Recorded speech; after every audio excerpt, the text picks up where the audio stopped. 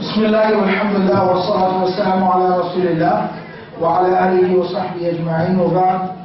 السلام عليكم ورحمة الله وبركاته.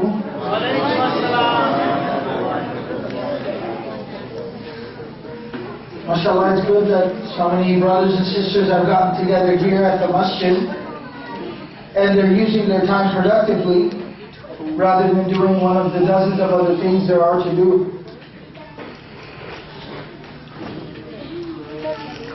Many of you, I'll probably address more directly the children or the youth initially, but this is something that will even resonate with the adults and the parents that are here. Many of you don't really understand the value of spending time at the masjid, spending a lot of time at the masjid. For instance, tonight, just being here for a few hours, just hanging out. Even if there's not much going on, but you're here at the masjid, then coming once a week for some program. You know, every now and then, whenever there's any type of an occasion, your parents bring you to the masjid, and you come here and you hang out. You don't really realize the benefit of this, or you don't realize the blessing of this right now. But in reality, this is something that you'll realize when you're older. This is something that you will value when you get a lot older. You know why? I'll tell you a couple of things that you guys will recognize even right now. The friends that you have are the friends that you make at the masjid or the ones you hang out with at the masjid. The experiences that you have, you know, people when they grow up later on, they talk about their experiences. Remember New Year's Eve, 2009? Remember? And then people have memories that they share with each other. Remember what happened that time? Remember what happened this time? Remember we did that, and we did this, and we went there, and we ate this, and we went over there. Well, your memories are going to be related to the masjid. The difference that it'll make to you is, this will be more for the parents, but a lot of times the number one question, any imam, any speaker, any shaykh, any scholar, any instructor, the number one question they get asked by parents is, how did you end up in the position that you're in? The number one question their parents get asked is, what did you do to make your son or daughter like this? My own personal story is that the biggest thing that I can remember from my youth, from my childhood, that helped me realize who I wanted to be in life and what I wanted to do in life was spending time at the masjid. That's what I did.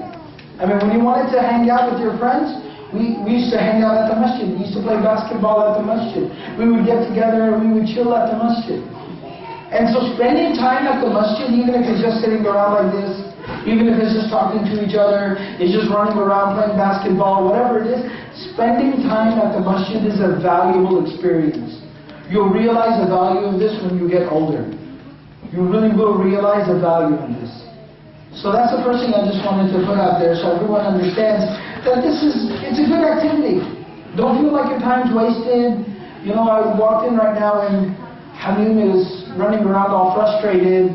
This program isn't starting on time, and this activity didn't start at this time. That's okay though. People are at the masjid. I told my wife when we pulled in right now, when we drove in, I said, look at the parking lot. This parking lot is half full of cars. That makes no sense to me. Why are people here? I mean, don't you people know it's 10:30 at night?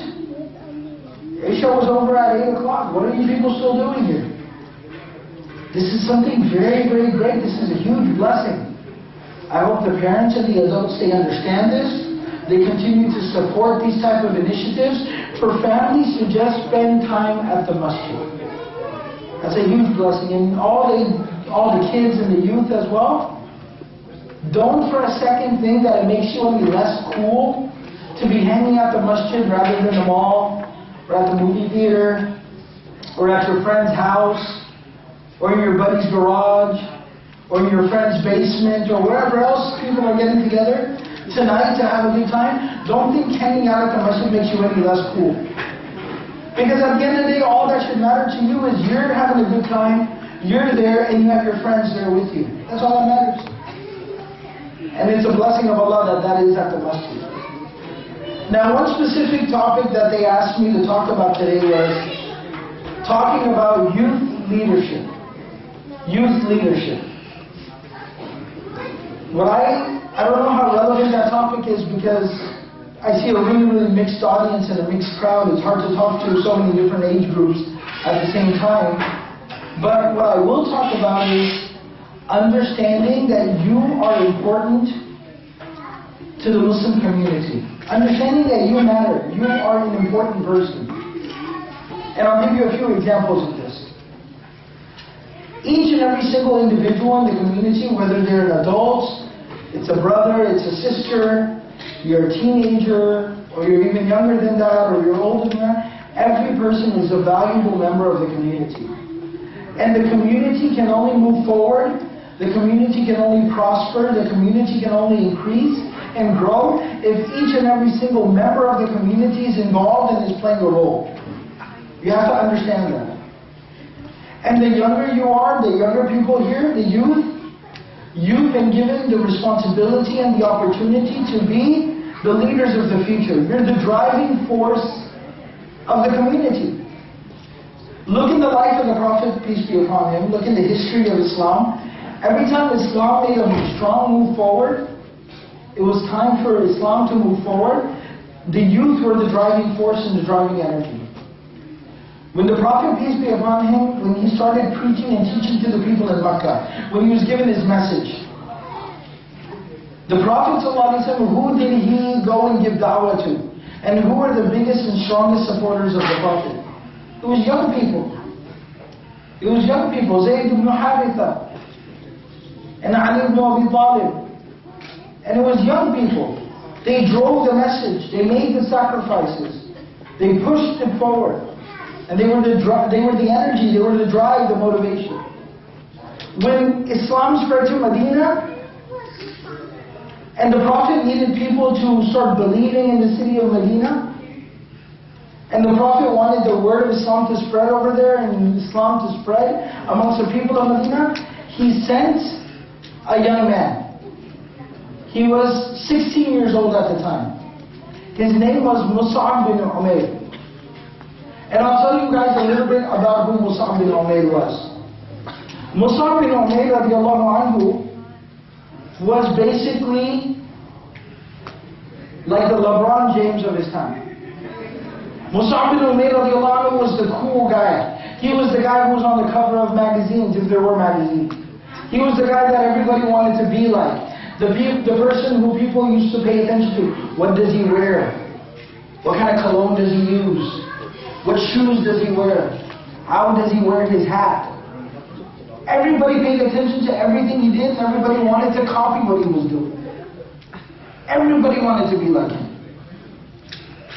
When he walked by, people would pay attention to what he wearing today. People would just follow him around. People just wanted to be in the general area of him. You know, like when you're at the airport, and you see like a professional athlete, I'm talking more to the boys because I just connect more. But you see a professional athlete, what do? You know, like, you try to go up and maybe talk to him, but if he's surrounded by people, what do? You just get in a position where you can see him in the background and he tell you to take a picture. And he's standing back there and you take a picture. You just want to be around him. You just want to say, hey, guess what? I saw Dirk Nowitzki at the airport. That's it, that's all. That's it. It's good enough for you, right? You just saw him in person, like, wow. Really? And then you tell stories. You know my buddy?